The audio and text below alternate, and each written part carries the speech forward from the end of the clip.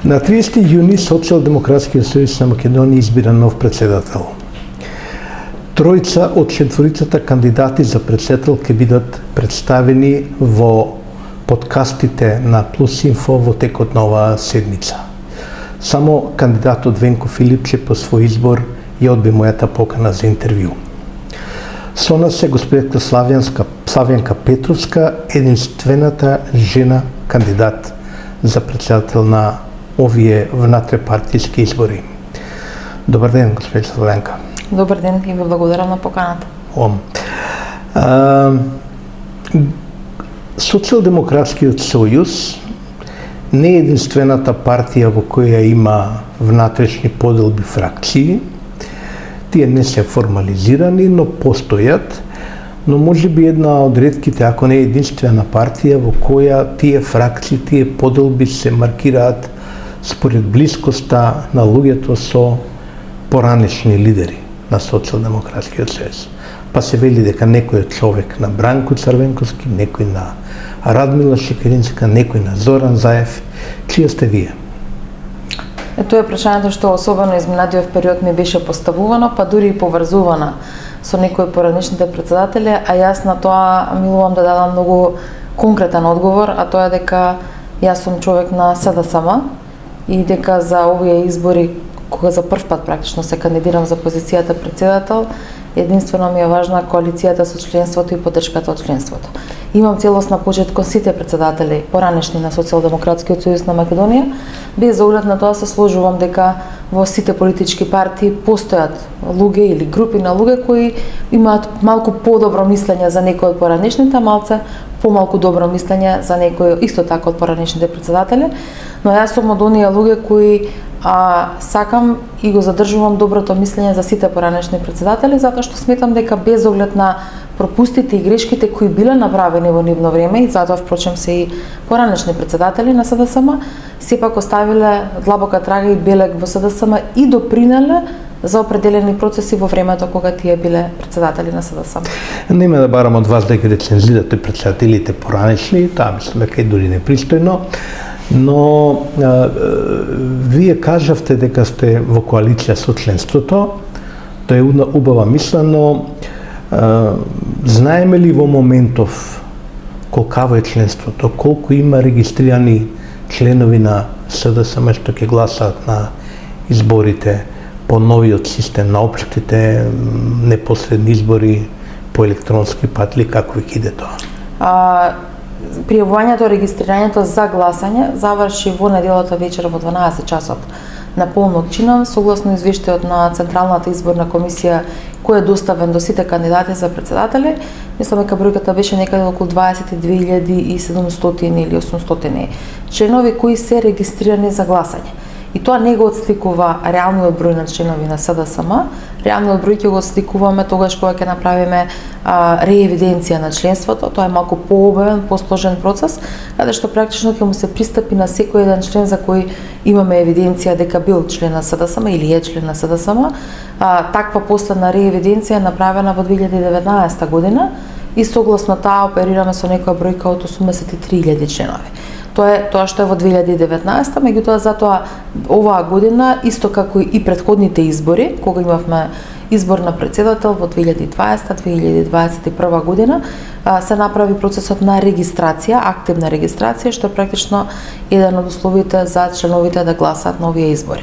Значи, од таа некоја бројка која што во 2019 била утврдена, 22.000 или 23.000 членови се пријавиле дека сакаат да учествуваат во изборот на председател оваа година.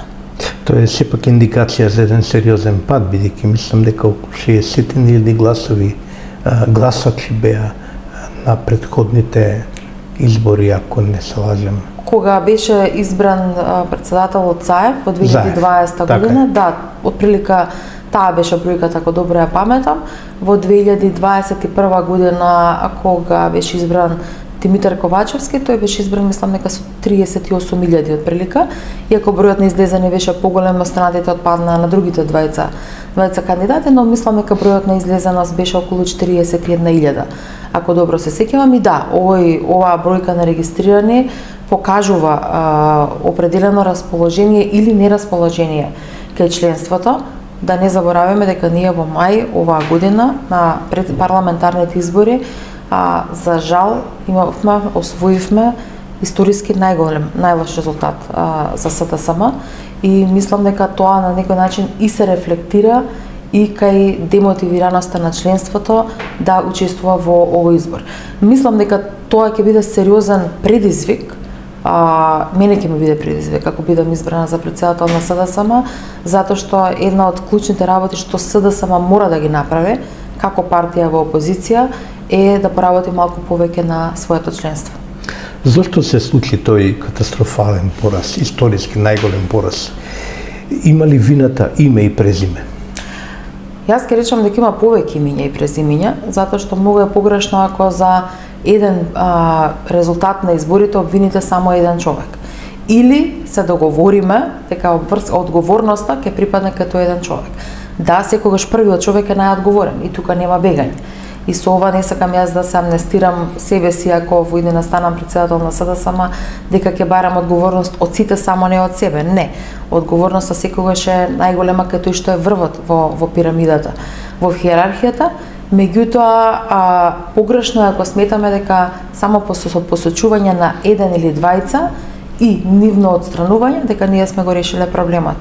Јас го давам примерот за 2021 година, кога после тогашните лоши резултати на локалните избори се сметаше дека само промената на тогашниот претседател Зоран Заев и уште неколкумина министри, дел од раководството, дека проблемот ќе биде надминат и дека сме разбрале пораката.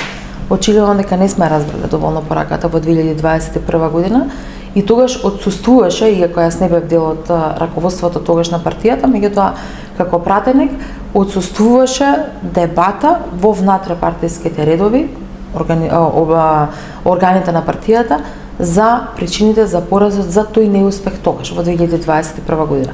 Од еден огромен број на градоначалници кои ги имавме освоено во 2017 година, во 2021 година паднавме на помалку од 50%. И тоа е сериозен показател.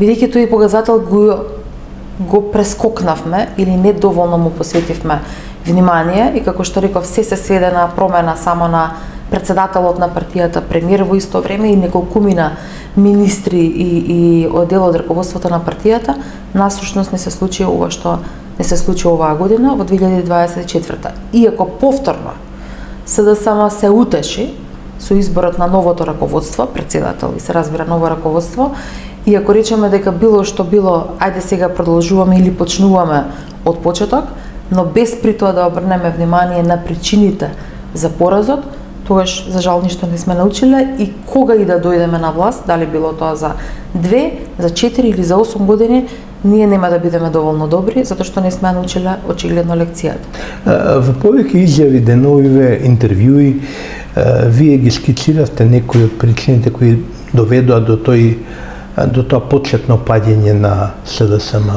на тие избори, кога после кој Заев поднесе оставка, и зборувате за клиентелизам, зборувате за неисполнување на максимата нема правда, нема мир, зборувавте за корупција, за рекет.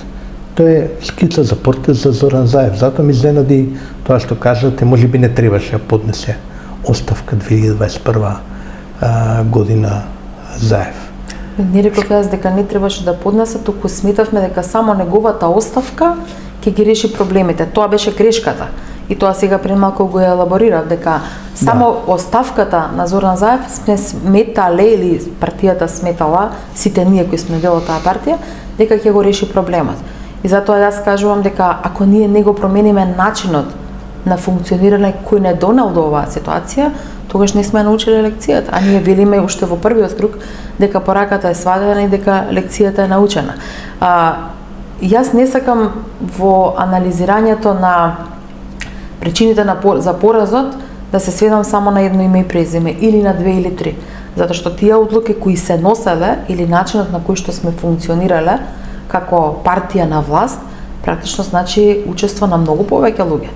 Значи сите тие сме биле без разлика кој каде се наоѓал, на некој начин сојузници или некои работи сме ги промолчувале во интерес или не сме биле доволно информирани. Затоа велам, ако некој однесување сме го сметале дека е погрешно, сме требале да реагираме. Ако не сме реагирале тогаш сега е добриот момент да кажеме дека таквото однесување е погрешно и дека партијата треба да има механизам како во иднина тоа ќе го превенира. Прво, додека сме опозиција, затоа што тогаш ги градиме структурите и се разбира механизам на контрола како тоа ќе го анулираме кога ќе бидеме власт. Да, во СДСМ гледаме сега многу генерали после битка кои во времето кога практично е губена битката, по принцип молчеле, одобрувале, дури биле гласни во поддршката. Веројатно вас ви е непријатно да ги оговарате јавно вашите против кандидати, но ја можам да се зема малку слободи да кажам како според моето мислење ми стојат работите. Например, не можам да разберам како ако веќе централната вина, тоа мислам дека е неспорно за неуспехот на првите избори, може би на целата оваа екипа, за целиот овој период во овие 7 години, колку беше СДСМ на власт, е сепак на секогаш најголемата вина кај лидерот, кај тој што води на Зоран Заев.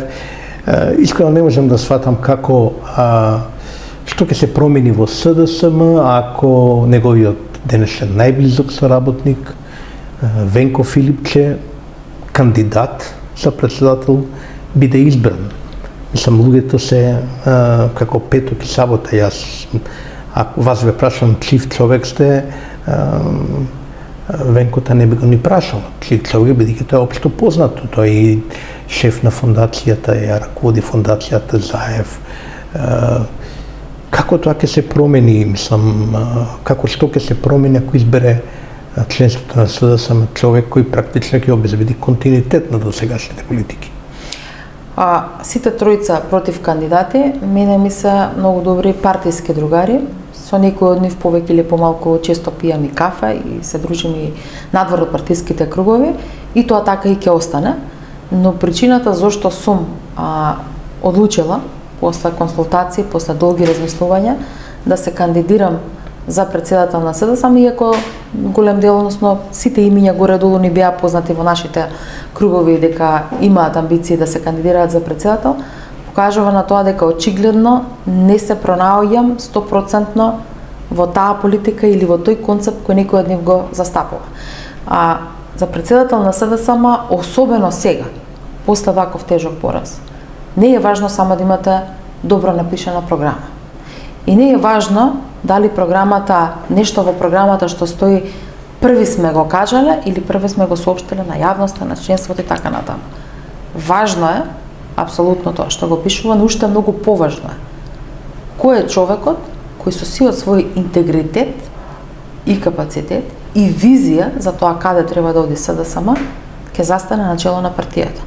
Затоа што тој не треба да биде кочничар или не треба да биде некој заради кој што партијата ќе треба да прави отстапки и од позиција на опозиција.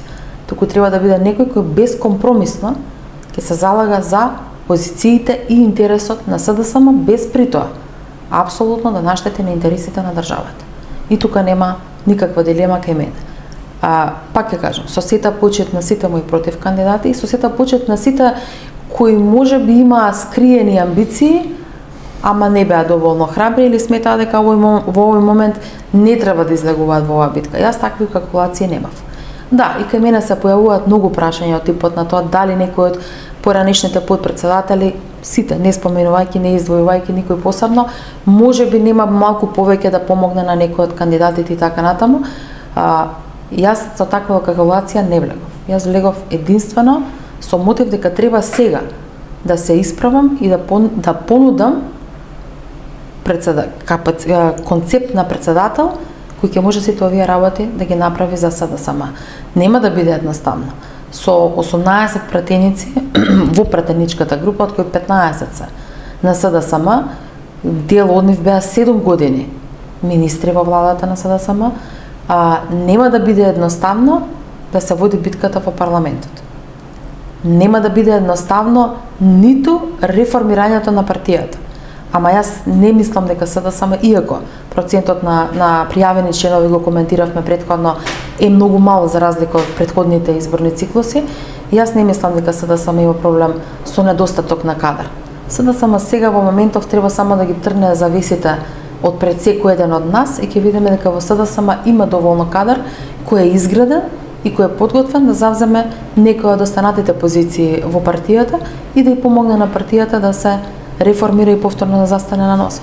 Велите тројцата против кандидати, ви се партиски другари, ама не бевте баш нежна кога побаравте двајца од нив да се повлечат од трката, бидејќи ја водат, ако добро разбрав изјавата, поради лични интереси кои не се баш легитимни во овој момент, посебно за партијата. Кои двајца знаеме ли или ги нагаѓаме? Мислам, не е многу тешко да се погоди четворицата, вие сте една господја, кандидат, значи останува тројца, од два пати би погодила. Веројатно, јас не би го дала одговорот, се разбира, ќе останам на таа формулација која што ја кажав.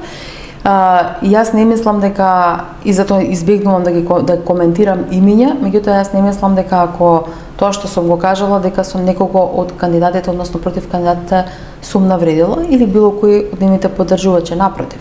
Ние сега зборуваме дека ја водиме битката за СДСМ, не за нас поединците. И мислам дека таа е порака која што ја упатив на време и на место.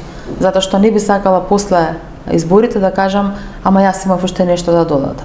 Затоа велам, излегуваме со понуда која што програмата на нас кандидатите може да биде изменета и таа ќе биде изменета.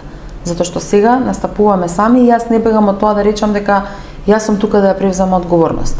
Јас не се зацкривам зад мојот тим или така натаму, јас велам, јас сум подготвена да ја превземам одговорност за тоа каде ќе оди партијата по наредниот период. Додали ќе го правам тоа сама понатаму? Апсолутно не.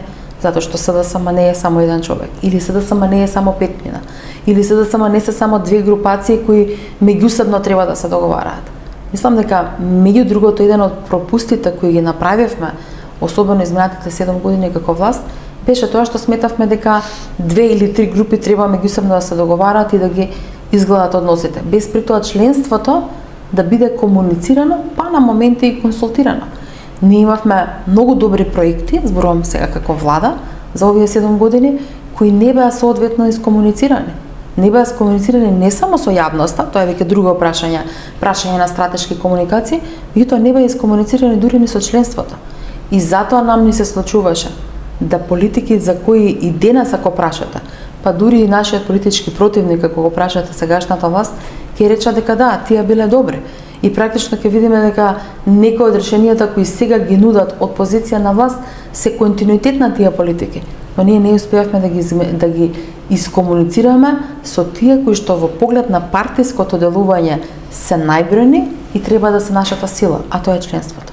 Ке зборуваме за политиките, но ја би сакал уште едно-две прашања да ги поставам во врска со кадровската политика. Ако ништо друго, затоа што има една максима која вели малку навредувачка за комунистите, може би помалку навредувачка за вас лично, бидејќи јас сум бил член на Сојузот на комунистите до последниот конгрес, 14, на кој бев и делегат, потем речено. И таа максима вели единствената политика во која се разбираат комунистите е кадровската политика. Постојано се менуваат луѓе, се ставаат едни, други, така натаму. Поправете ме ако грешам, но моја проценка е дека големиот пат на СДСМ, што сега кулминираше, а мислам дека траеше 7 години во некој континуитет, од почетокот на доаѓањето на Заев, беше практично поради фактот што Заев на самиот почеток се обиде и спроведе практично на темелна кадровска чистка на сите кадри кои во она време тој ги сметаше и ги означи како бранковисти. И тоа беше сериозно осипување, бидејќи многу луѓе беа потрошени во меѓувреме просто исфрлени од партијата. Вие, например, рековте дека било грешка што во некој интервју дека една Софија Куновска председателка поранешна на градската организација, јас пријателувам со Софија, нели, била отстранета од партијата. Беше отстранета од заем во тој погром, кадровски погром на партијата, каде што се бара луѓе кои не се блиски на Бранко Црвенковски, човекот кој долги години пред тоа практично ја поставал базата. Мој впечаток тоа беше една од клучните грешки во кадровското осипување. Го делите ли вие тој впечаток или ќе се обидете ли нешто да поправите околу тоа, да вратите некои од тие луѓе? Јас сум во партијата од 2000 година. И не само што созрев, израснав во таа партија и многу од овие дискусии кои сега ги кажувате ми се познати. Поделбите на групации, нечии луѓе и така натаму. Да. И бој за оглед на тоа со кого јас сум работела во минатото, а е неспорно сум работела и во кабинетот ке Радмила Шекеринска. Огромно искуство сум добила тогаш. Сум била и шеф на кабинет на министерот Спасовски за времето дека беше до 2020 година, па потоа станав пратеник и така натаму министер за одбрана. Јас не мислам дека припаѓам на било која од тие групи, ама ги почитувам подеднакво сите, па и овие што ги спомнав, а не биле председатели на СДСМ, затоа што дале дел од себе во таа партија. И за мене е погрешно ако јас сега настапам, бидам избрана за председател на СДСМ и ако дојдам и влезам на таа позиција, седнам во канцеларијата на председателот на СДСМ на Бихачка со побудата дека од мене се почнува. И да ги чистите, и дека сега јас тачевистите, заевистите. Па сите. Тогаш со кого јас ке работам? Сами ги останете. Сама со себе? Да. Со неколкумина кои што можеби сега во периодов се моја поддршка. Дел, ајде да кажам, од луѓето кои што непосредно ме поддржуваат.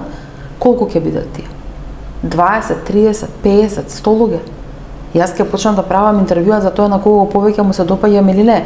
Тогаш по дефиниција ќе се допаѓате на сите кога сте председател на партија. Не е тоа суштината.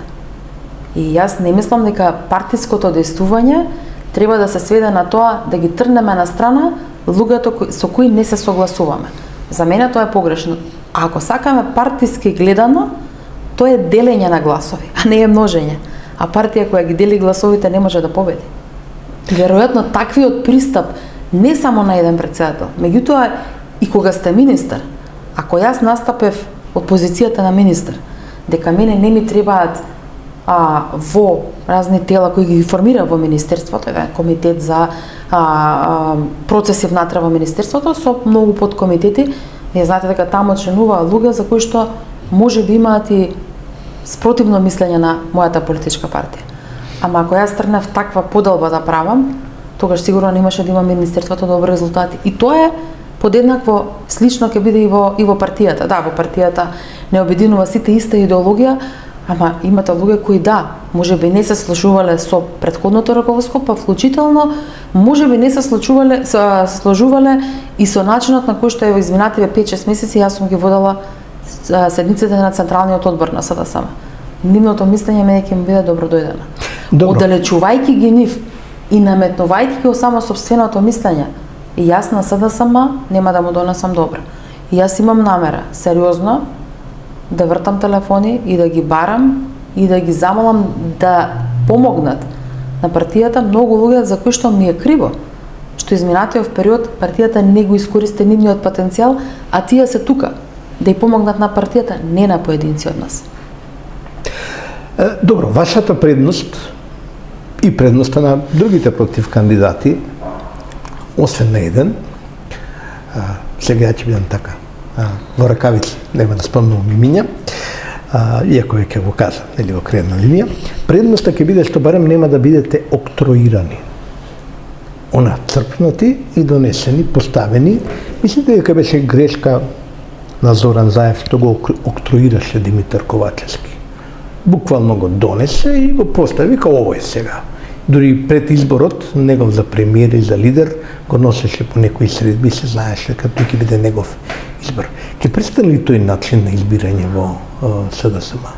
Не е избирање тоа, што е тоа? Октроирање, поставување, црпнување. И тогаш имаше непосредни избори, и тогаш имаше против кандидати кои трката ја истераа до крај. И колку што мене ми е познато, никој од нив не се побуни за некаква нелегалност во постапката за избор. Дали тогаш влијанието или поддршката беше многу повидлива, меѓутоа јас мислам дека е некоректно денес да зборуваме дека Димитар Ковачевски тогаш ни бил наметнат на сите, а тогаш, ако убаво се сеќавам, па и кампањите не беа волку жешки и агресивни како што се денеска од некои поединци. Дали тоа беше причината само затоа што тогаш бевме власт, па сакавме да си задржиме определена комоција, ама денеска борбата се сведува на се или ништо. Мислам дека малку треба поискрени да бидеме во себе. Поддршката за Димитар Ковачевски тогаш беше навистина голема.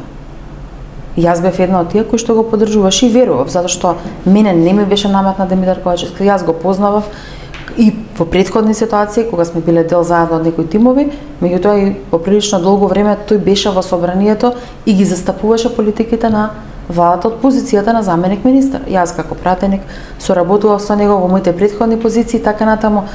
Јас лично мене не сметам дека ми бил наметнат, затоа што бев една од луѓето кои што го поддржуваше. Но што тој наследи и во СДСМ и во владата е друго прашање. И како тоа успешно со сите други околности успеа да го изменеджира или недоволно добро го изменеджираше. Ама тој не беше сам. И затоа велав да, тој е доблесен и поднесе одговорност за тој резултат, ама јас не сакајки да бидам ничи адвокат. Но за доброто на СДСМ, јас поразот на овие избори нема да го затварам само на анализа на резултатите од 24-та па и 21-та. Треба да отвориме и 2020 година изборите. Да, СДСМ ќе речете зошто кога СДСМ победи? Затоа што сериозна партија прави анализа и тогаш кога победува и тогаш кога губи. А ако направевме сериозна анализа во 2020 година на тие парламентарни предвремени избори, тогаш ќе видиме дека и тогаш се надзираше дека во одредени средини СДСМ почнува да ја губи поддршката. Ама тоа не го направивме. Да, ние победивме, како вели народот, направивме влада, тоа неспорно, но резултатите ќе ви покажат нешто друго, дека пукнатинките почнаа да се надзираат. Ама бидејќи ја формиравме владата, се сметаше дека не треба да дискутираме. Е, тоа е грешка. Така, народната вели, нели, победата има многу мајки и татковци, а поразот е сирак. Добро, доблесно вас што прифаќате дел од можеби неодговорноста, но да размислувате за заедничката можеби вина за поразот, но да го заборавиме сега поразот. Еве, кој функционер на СДСМ, вклучително тие што денеска се многу гласни и не сакам да замолчат апсолутно, а беа на позиција 7 години, се СДСМ, се и по идеологија се препознала идеологијата. Кој од тие за овие 7 години, а беа од почеток до крај функционери, се побуни, па дури и во внатрешните редови во партијата, а не пак јавно? Видовте вие некоја оставка од некој функционер на СДСМ затоа што не се сложува со определена политика? Јас не можам да се сетам. А вие се побунивте за нешто од тие 7 години? Јас се побунив во рамките на кои што имав можности, се разбира да се побунувам, своите укажувања ќе кажував. Член на Централниот одбор, имав неколку дискусии, како председавач на Централниот одбор, како дел од тесното раководство, да. Меѓутоа, тоа е, знаете како, веќе што се вели во последната година или во последните години, кога многу од работите беа направени. И колегите знаат, ама јас тоа не сум го искоментирала јавно, сакајќи да се издвојам себе си. Ама дали некој од тие за 7 години поднесе оставка да рече јас не се сложувам со себе ова што се случува во партијата? Не превзе храброст да стави крај, ако тогаш 2020-2021, ова што јас сега го зборувам е во делот на забелешките за како партијата пропуштила нешто да направи. И јас за тоа велам, затоа што доволно мене лично ми беше само да ги посочувам, јас велам сега јас имам храброст и преземам одговорност за сите овие нешта за кои што зборувам да ги променам. Ми текнува дури ни Оливер Спасовски послал и хаос со личните документи. Што толку беше страшно да се преземе одговорност за една таква ситуација, за нешто што објективно носи вина министерот за внатрешни работи и владата. Кога почнав малку посериозно да се занимавам со политика, односно веќе да пројавам амбиции за одредени позиции, еден мој многу добар пријател, многу поискусен од мене, никогаш не бил дел од политиката, ама секогаш ја наблюдувал политиката, ми даде еден многу добар совет. А тоа е дека за да успеете во политиката, прво се разбира покрај оние сите карактеристики на искреност, отвореност, меѓутоа и визија, треба уште нешто да знаете. А тоа е дека во даден момент или некого ќе смените, или ќе бидете сменети. Веројатно и Оливер Спасовски, ама и ние како партија не го послушавме ова или не го применивме. А тоа е дека некои луѓе требаше да бидат променети за да направиме дисконтинуитет на некои лоши политики и процеси. Ова се однесува, се разбира и на ситуацијата со пасошите. Мислам дека тој процес се разбира дека можеше многу подобро да биде изменаџиран и заради тоа, затоа што министерот тогашен Оливер Спасовски, од позиција на министер, очигледно е дека не направил промени на некои кадровски политики внатре, практично на крај се сведе да целата вина за тој процес падне на негов грб. И да поднесе голема политичка одговорност за тоа и тој и СДСМ. Го спомнавте наследството, а ако бидете во позиција да го водите СДСМ после изборите в недела, ќе ви кажам што уште ќе наследите од времето на Заев, тоа она што Заев го нарече во еден разговор со нелегално снимена, а после објавен некаква бомба, нели така ги викавме бомби во тоа време. Разговор меѓу него и Верушевски помладиот, чина ми беше, кај што он објаснува што направил околу шарената револуција, вели сум собрал шуто и рогато. Све сум собрал во партијата, шуто и рогато. Не знам дали се сеќавате на таа слика. Не беше тоа дел од бомбите, тоа излезе подоцна како некој вид на нелегално снимен разговор, ама не беше дел од Така е, да. Добро, така ги викавме, сите тие ги викавме. Бидејќи е непосреден разговор меѓу Јасно, да, таму некаде во Струмица. Сега, веројатно сте свесни или ако веројатно имате подобра анализа од мене во секој случај на состојбите во партијата, но не знам дали го делите в мојот впечаток дека сите тие шути и рогати, а ги имаше многу, што беа поставени, донесени на Бихачка и што гравитираат еден голем дел околу Бихачка, како пропагандна машинерија, како луѓе кои се занимава со креирање политики, наративи и сето тоа, исто така носат голем дел од вината за поразот на СДСМ и за сето тоа што се случи во период. Вие ќе ги задржите тие шути и рогати или ќе правите нешто друго? Прво СДСМ треба внатрешно да се реформира и за да може да прави коалиции или сојузништва со било кој од надвор треба да има сопствени принципи на кои што ќе функционира и ќе се постави. Големо време ќе ни треба и голема енергија за поставување на тие принципи, мене ми се тие јасни и познати. Во делот на коалицирањето, кога велам коалиција не мислам само на политички партии, туку и генерално, и со граѓански сектор, невладен сектор и така натаму, па дури и со бизнес заедницата. Прво мислам дека не треба да имаме по секоја цена такви коалиции или сојузништва, и на непринципијални основи засновани. Затоа што кога имате такво партнерство со некој, тогаш прашање на време само кога ќе почнете да ги трпите штетите од тоа.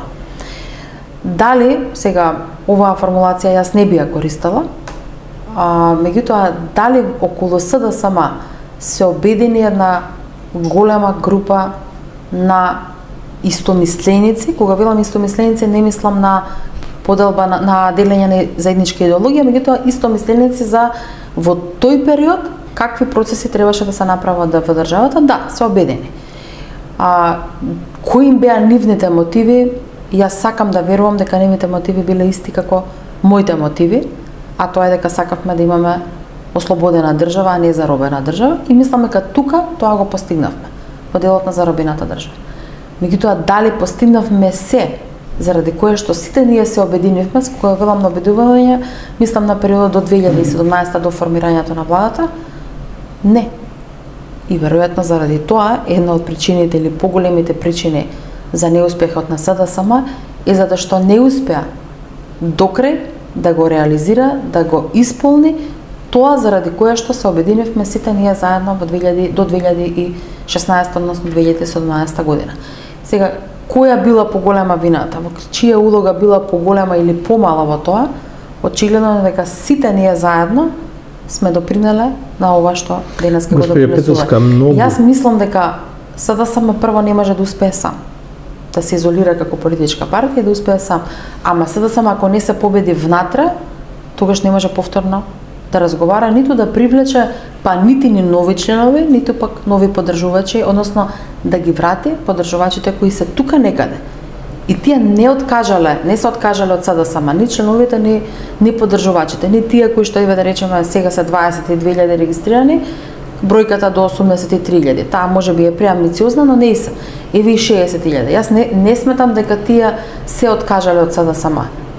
Тие се тука, само сакаат да видат навистина реформирано СДСМ и ќе се појават сигурно во поддршка во идниот период. Сакам да ви кажам дека да ве убедам во тоа, бидејќи понекогаш како во шахот работи од страна се гледаат подобро можеби, СДСМ овој период потроши страшни ресурси, многу енергија, па и многу пари, ако можам да кажам, на таа машина пропагандна која не знам како не гледавте, не функционира, нема допир со граѓаните, нема, србите велат, нема проѓа, не поминува тоа кај луѓето, а толку многу ресурси се потрошија на тие заев ги нарече, шути рогати, ајде да не бидеме груби, на една структура која беше тотално поставена во позицијата на клиент на СДСМ. Безсмислено беше тоа. Не знам дали го гледавте вие тоа внатре. Или мислите дека тоа функционира, дека медиум, интелектуалци, не знам, маркетинг агенции, се она што е, како да кажем, инфраструктура без која не може да се прави политика, нели? Или мислите дека тоа функционира, дека проаѓа. Не проаѓа тоа, не проаѓаше. Ние го гледавме тоа страна, се чудевме, јас искрено се чудев. Затоа што не беше кругот целосно затворен. Затоа што за да имате, да ја користите таквиот вид на начин на комуникација, треба да имате малку повеќе и производи од другата страна. Кога велам на производи, мислам на она што го создавате или како политичка партија или како извршна власт. И да имате добро менаџирање на определени кризни моменти. Кога велам кризни моменти, не мислам само на природни непогоди и така натаму, туку зборам на кризни моменти во политичките процеси. Не знам, погрешно донесена одлука, случка некоја која што јавноста е еритирало.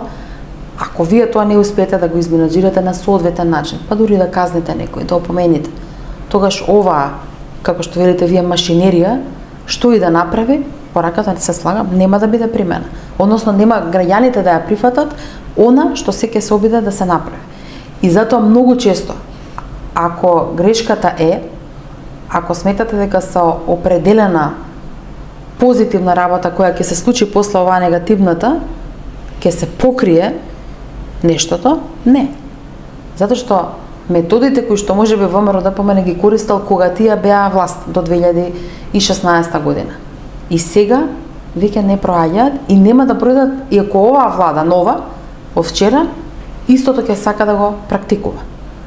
Граѓаните не ги забележаа, но не им дадоа многу назначења на многу од добрите политики кои ги направивме, затоа што некои други постапки останаа неказнети, несанкционирани, недоволно добро изменаџиравме неколку па и процеси или политики или одлуки кои можеби не сме ги донели ние како влада, меѓутоа се случија, се појавија во државата, а ние тоа не успеавме да го изменаџираме. И тоа е очигледен пропуст.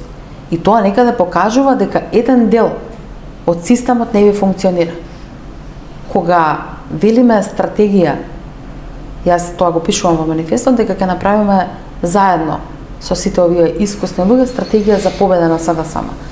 Стратегијата за победа на СДСМ нема да биде само ќе чекаме да ги ловиме грешките на оваа влада, или нема да биде ние само ќе се реформираме. Стратегијата значи стратешко позиционирање на партијата, на кадрите на партијата, но и на ресурсите на партијата исто така. Испратено соопштение е комуникација со јавност? Не, тоа е само информирање. Комуникацијата со јавност е многу потешка, особено кога сте опозиција, тоа ќе биде многу потешка, можеби на моменти и невозможна мисија. Вие зборувате и за враќање на кон идеолошките корени на партијата. Некаде кажавте дека во партијата сте поради социјалдемократијата како идеологија, дека тоа е вашата лична определба. Можете ми кажете да ми наброите три големи проекти на СДСМ во последните 10 години, речеме, кои имаат јасна, недвосмислена социјалдемократска идеолошка боја? Постои ли такво нешто? Постои дефинитивно, затоа што една од одликите на социјалдемократијата, освен солидарноста, освен еднаквоста, е и грижата едни за други и воспоставувањето на социјална правда. Еден од поголемите проекти на СДСМ, на кој му треба се уште време, но почна да се реализира, е она системско решавање на покачувањето на пензиите и платите. Начинот на кој што тоа го правевме и начинот на кој што се обидувавме законски да воспоставиме некој систем. Креањето на животниот стандард на граѓаните, за кој што исто така треба време. Сега СДСМ за жал му се случи неколку би рекла светски кризи. Пандемијата предизвика сериозни проблеми, понатаму енергетската, економската криза, војната во Украина, кои што за жал допринесоа или попречија тоа кои што беа проекти на СДСМ, кои што требаше да бидат всушност највидливи, да нивното дејство се одложи. Во делот исто така на враќањето на слободата на медиумите, нешто е кое што е и дел од нашата идеологија и практично е дел заради тоа што и дел од политиките на владата и претходната влада и владата од 2022 до 2024, кој што практично ние покажуваме дека социјалдемократските вредности се дел од нашето однесување. Ама, за жал, имаше и такви во кои што идеологијата не беше присутна или беше помалку присутна и веројатно тоа предизвика коментари и незадоволство кај дел од членовите на СДСМ кои на моменти не препознаваа. Зборувам не дали оваа влада во која што јас бев дел или претходната, зборувам секогаш како СДСМ, бидејќи не сум од тие кои што сакаат да се оградуваат кога има нешто негативно. Ќе ви дадам два примера за да ја направам поентата појасна. Прво, социјалдемократите, за разлика од ВМРО-вците, има една историска непријатна задача. Морам да кажам дека е непријатна, од идеолошки аспект непријатна задача, да извршат приватизацијата во Република Македонија во почетокот на 90-тите години на начин како што изврши, многу ми се лоши. Јас имам малку подобро мислење за моделот спроведен во Македонија, но дефинитивно лева партија која спроведува лева или центристички лева партија спроведува приватизација е контрадиктио in adjecto само по себе. Но ајде да го оставиме тоа. Се сеќавам во периодот во Заево време и се обидува социјалдемократите да смислат еден систем на зголемување на некои од даноците, на уданочување на профити, на зголемување на персоналниот данок и така натаму. Тоа беше во времето на Тевдовски, беше министер за финансии. Ја тоа лично не го поддржам, сум либерал по убедување, убеден сум дека помалите даноци значат пополн буџет, но дефинитивно социјалдемократите секаде во светот зафаќаат повеќе од бизнисот, од парите, ги префрлат во јавните фондови и прават јавно општо добро. Тоа е политика на социјалдемократија. Го заклаа човекот. Ништо не бидно од таа работа. Теловски. Беше тоа тотално антисоцијалдемократска одлука на еден период. Човекот мислам дека поднесе оставка поради тоа. Што има тука социјалдемократско? Имаше многу такви слабости во овој период. Да, затоа и реков јас дека постоја неколку покрупни па и посетни политики, одлуки кои што практично се види дека не провејува социјалдемократијата. Кај големите прашања, вклучително и данокот, вклучително и многу други прашања кои што се одлика на левите партии или на социјалдемократијата, тука не можеме да избегнеме.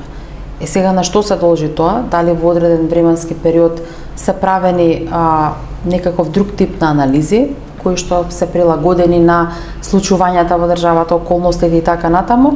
Меѓутоа, мислам дека една политичка партија не сме по цена на ништо да излезе надвор од тоа што е идеолошката рамка, особено за важни вакви прашања. И затоа кога реков дека на моменти и луѓето во СДСМ можеби не ги препознаваат тие политики како изворно наши, заради тоа што не го рефлектираат социјалдемократското однесување или социјалдемократската идеологија. Дали СДСМ ќе го промени своето име?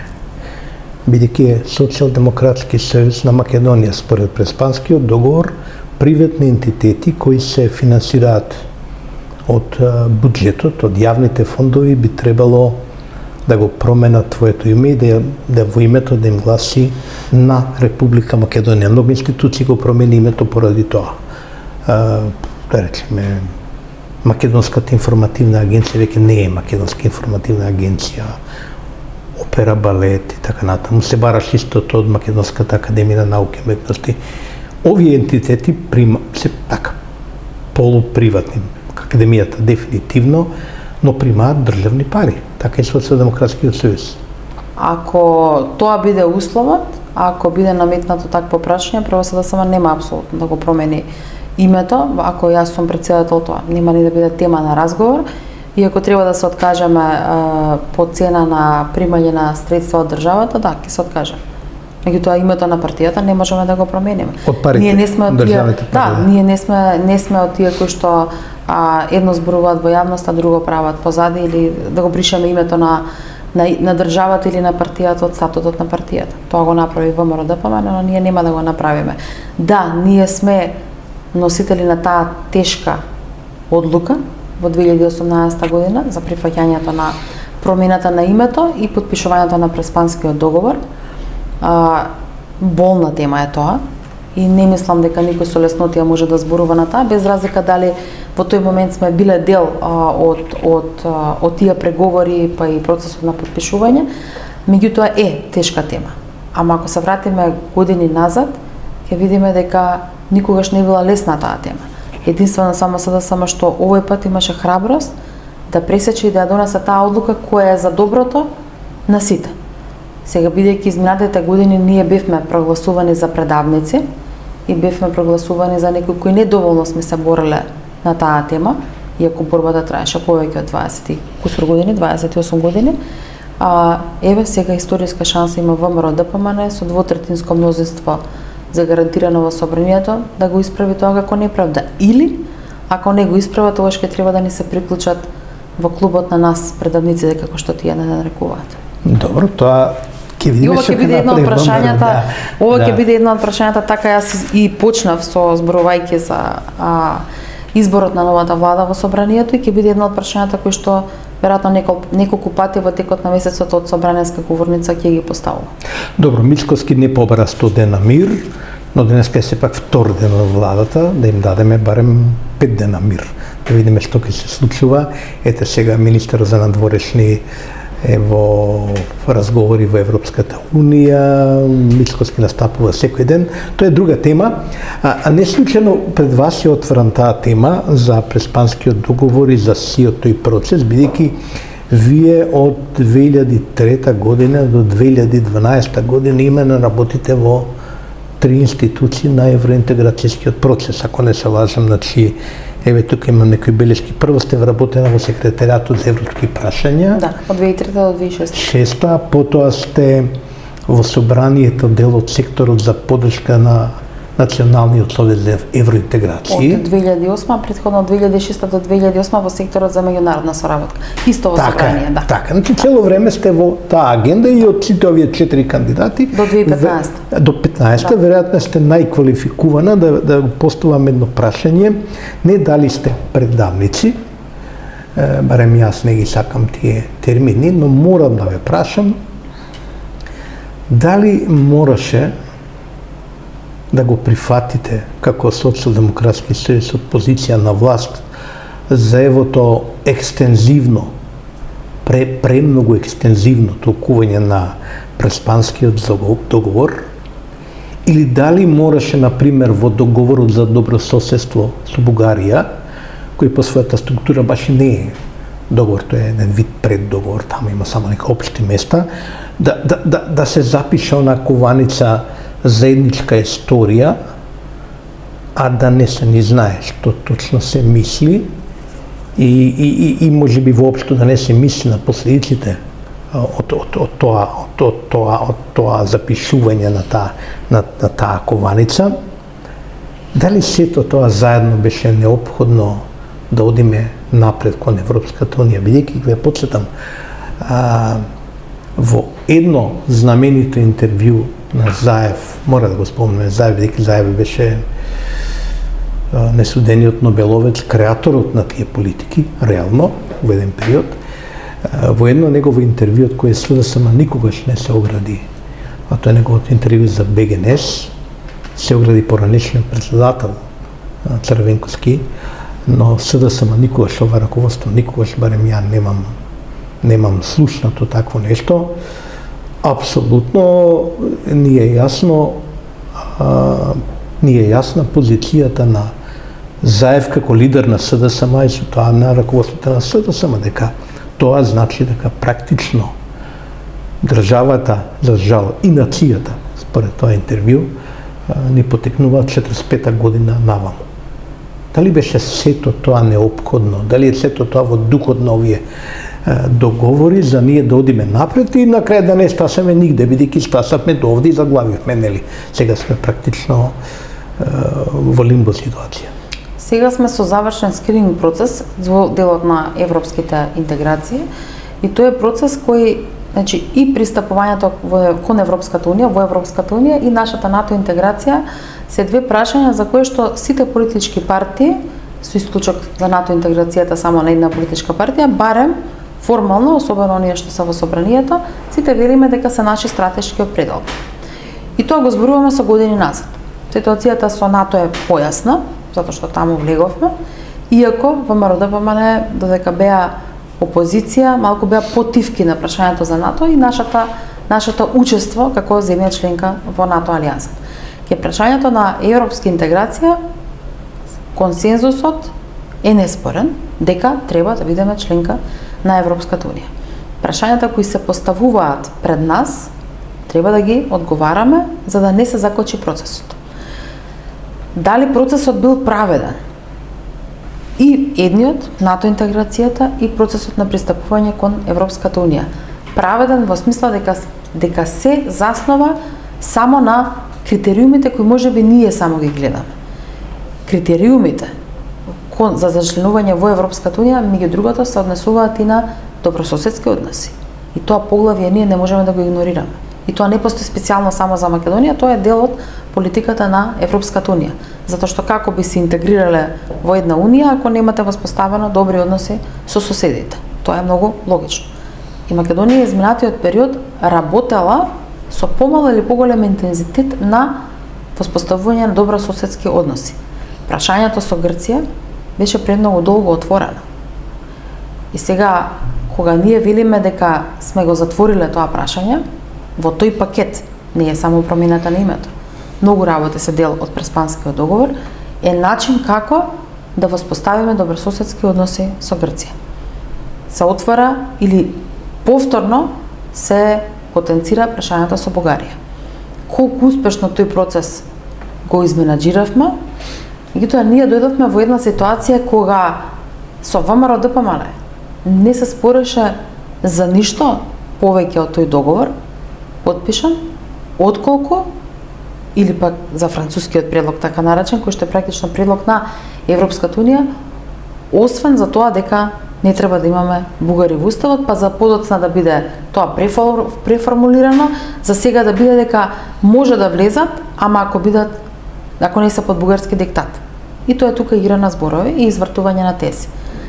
Ако ние во 2022 година и во 2023 ја донесовме одлуката за внесување на бугарите во уставот, како што беше дел од предлогот на, односно барањето на Европската унија, не на Бугарија, тогаш ние денеска ќе го продолживме процесот на европска интеграција.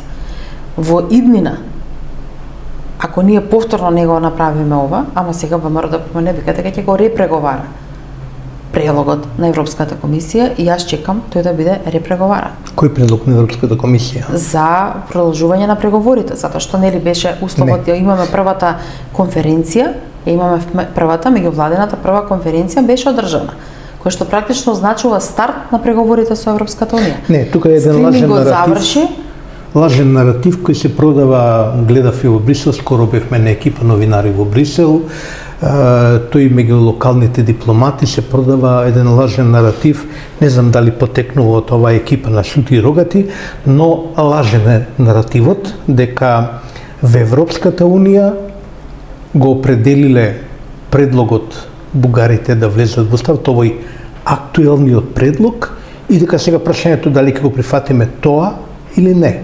Во преговарачката рамка нема конкретен предлог. Там има барање да, бугарите треба да влезат во уставот, но како ќе се направи тоа? Во каков текст, во каква преамбула, во со каков наратив, што ќе пишува можеби уште или можеби помалку во преамбулата, не е прашање за кое преговараме со Европската унија, нити е прашање за кое преговараме со Софија. Тоа е прашање за кој би требало да преговараме меѓу нас тука во Македонија. Предлогот кој го дадо вашата влада, јас мислам дека беше катастрофален, ама тоа е само моје мислење, но истовремено не знам дали сте свесни за фактот дека многу македонци го почувствуваат тој предлог и другите политики како отфрлање на името Македонија, македонски, како негирање на македонштината, како негирање на идентитетот, како дозволување дуи да ја води битката, приклонување кон политиките на вето и така натаму. Ако се нешто репреговара, така барем јас разбирам, ќе се преговара предлогот кој е во овој момент мртов, предлогот на следните промени, нашиот, македонскиот, се го потврди комисијата, не е наш. Тој не е спремен во Брисел. Изјавите беа дека ќе биде репреговарана преговарачката рамка со Европската унија. Како со внесувањето на бугарите во уставот, како малцинство, нивното признавање се наштетува на македонскиот идентитет. Со тоа што јасно се разграничува дека во Република Северна Македонија бугарите се дел од малцинството? Не, тоа само го зацврстува нашиот идентитет. Тоа покажува дека ние не сме еден народ поделен во две држави. Туку дека ние сме македонци кои живеат во Република Северна Македонија, во која живеат и други припадници на малцински народи, меѓу кои и бугарите. И тука се става една јасна линија. Дали ВМРО ДПМН како сериозна политичка партија во опозиција тогаш седна воопшто да разговара за текстот на амандманот, уставниот амандман? Не. Тие велеа дека ова е предавство. И тие велеа за нас е неприфатливо и ние ќе репреговараме преговарачката рамка со Европската унија. И јас очекувам преговарачката рамка да биде репреговарана, иако тогаш доаѓа овдека десетина представници на Европската унија. И на ниво на комесари, на министри за надворешни работи и така натаму шефови на Европската унија кои ја даваа гаранцијата дека нема да има повторно нови услови за Македонија од ваков вид и дека уставните измени се единствената во момент пречка или застој за Република Северна Македонија да го продолжи процесот. Имавме прва меѓувладина конференција која го означи стартот на преговорите, завршен скрининг процес и сега чекаме. Сега чекаме ВМРО ДПМН да ја репреговара преговарачката рамка, исто како што чекаме да го репреговара или да го поништи Преспанскиот договор. Мислам дека погрешно чекате. И мислам дека нешто тука има едно посериозно недоразбирање. Видете, не знам дали ви е познато, но дел од луѓето во комисијата која го подготви уставниот амандман за внесување на бугарите во уставот, мотивирани, избрани од председател на државата, од СДСМ, нели, вие, разни политички структури беа дел од таа комисија, побарале во комисијата да се направи малку посериозен текст на преамбулата, бидејќи има проблем, и ќе ви објаснаме, ти објасниле, и јавно тоа беше комуницирано, што е проблемот ако бугарите, како малцинство, се стави на запирка, се додаде бугари, хрвати, црногорци и со тоа се заврши работата.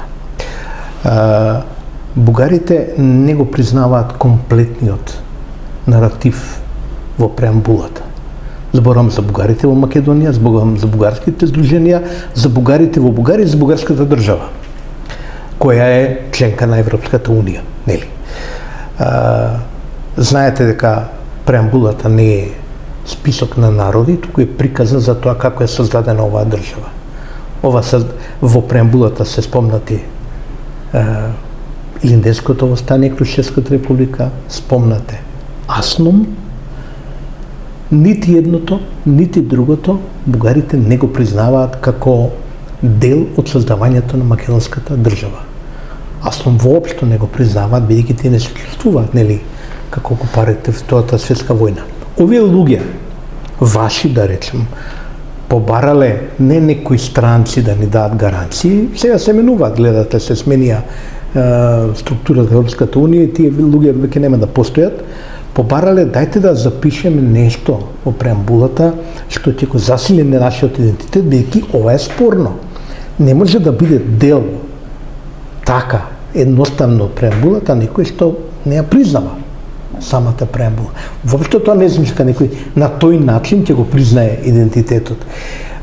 Не ми е јасно зошто во тој период СДСМ не отвори јавна дебата.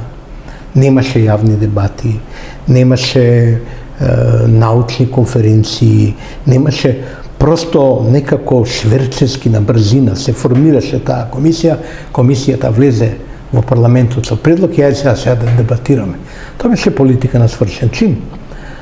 Не мислите ли дека можеше и се уште може нешто посериозно се направи со тој предлог да биде поприфатлив за македонците? Собранието или парламентот е местото за дискусија.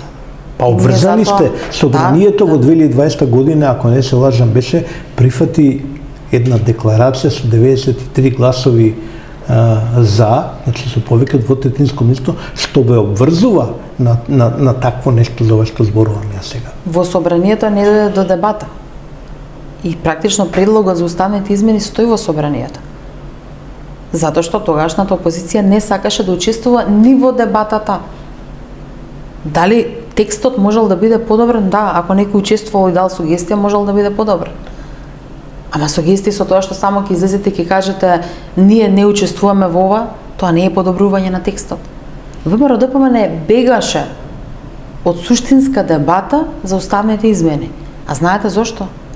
Затоа што знае дека тоа е единствениот начин, заедно со никогаш Северна, само Македонија, како ќе постигнат подобар резултат на изборите оваа година. Тоа беше во Македонија апсолутно беше бегањето од суштинска дебата, освен оние популистички изјави кои се снимени и тука нема бегање од изјавите.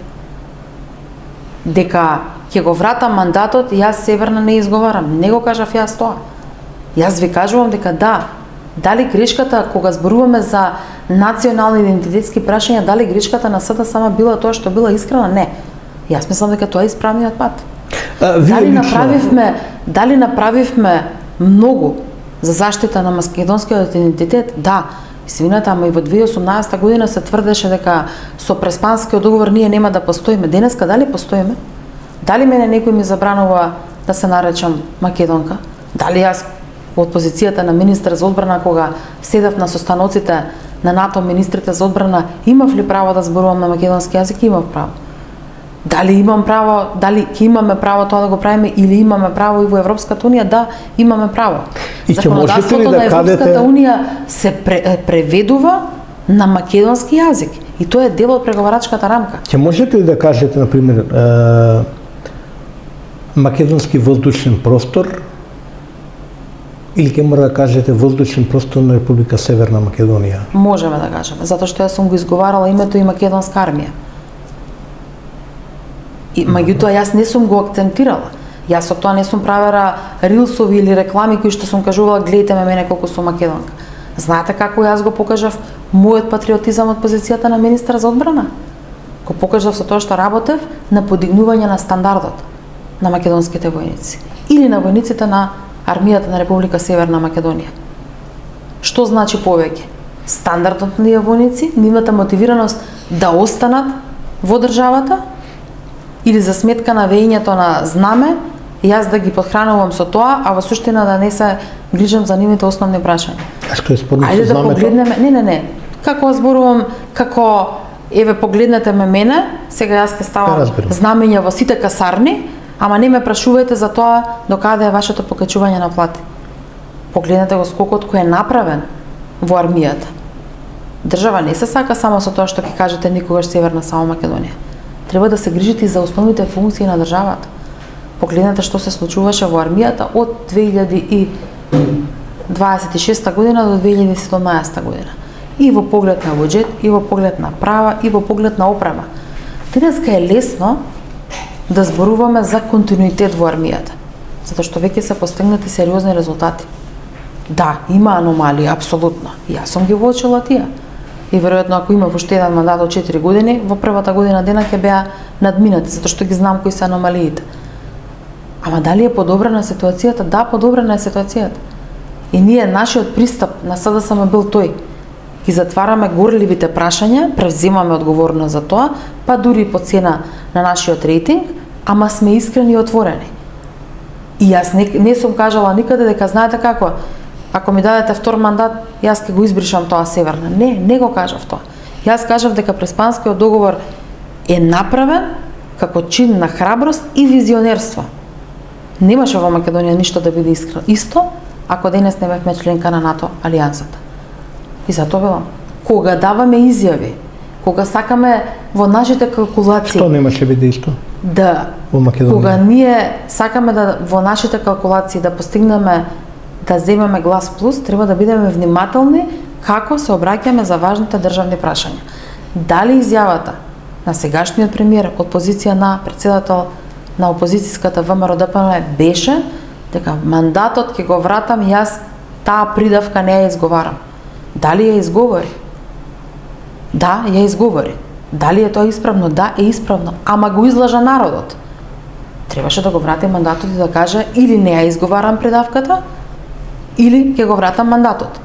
Па после тоа да одиме на избори, ќе што ќе каже, знаете како, таа е реалноста, јас ќе морам да го изговорам името Северна Македонија. Јас сум го изговорила и го изговарам името Северна Македонија. Сега ќе го изговарате како председател на СДСМ постојано во парламентот постојано? Јас ќе го изговорам исто како што го изговорав и досега. Внимавам на официјални настани да го користам усадното име. Да, сум знаела и како министар да кажам Македонија, македонската армија, ми се случило да кажам некогаш и Република Македонија.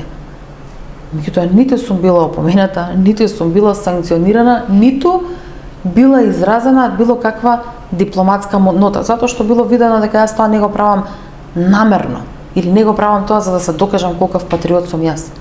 Да, сум го направила тоа и ќе го направам и во иднина. И ќе кажам и Македонија, ама ќе кажам и Северна Македонија. Јас немам проблем со тоа. Дали мене ми е лесно? Не ми е лесно. Ама тоа е одлука која била прифатена од државата. И затоа велам, заради честниот пристап, ако е чесен пристап, јас очекувам и репреговарање на преговарачката рамка и поништување на Преспанскиот договор. Ако не, тогаш треба да се излезе јавно пред граѓаните и да се каже со многу кратки зборови. Нема преговарање, репреговарање на преговарачката рамка и Преспанскиот договор со Северна Македонија ќе го почитуваме. Добре, ја се надевам дека раководството на ВМРО и на владата ќе ја прими ова ваша порака. Не верувам дека ќе дадат одговор. Знаете зашто? Затоа што во текот на кампањата и претходно десетици пати го поставив прашањето: каде е името Македонија од вашиот статут? Како опозиционерка ќе веројатно ќе бидете. Во 2021 година го избриша името Македонија од статутот на сопствената партија. И не дадоа одговор зашто тоа го направи. Јас сепак ќе им оставиме да ви дадат одговор, бидејќи ако не ви дадат, вие ќе имате прилика веројатно, бидејќи ќе бидете во опозиција во наредните 4 години доколку нема предвременни избори, се разбира, ќе имате прилика уште многу пати до сега. Јас за крај ќе ви поставам уште едно прашање. Размислувајќи многу за тоа што би можело да се направи во СДСМ и за СДСМ во периодот што престои, бидејќи во едно ќе се согласиме, јас сум голем критичар на политиките на СДСМ на луѓето, но сум еден од оние луѓе што мислат дека јак СДСМ е неопходен на Македонија заради демократијата, заради контрола политичка, заради check and balance, заради сето што значи всушност демократија во една земја.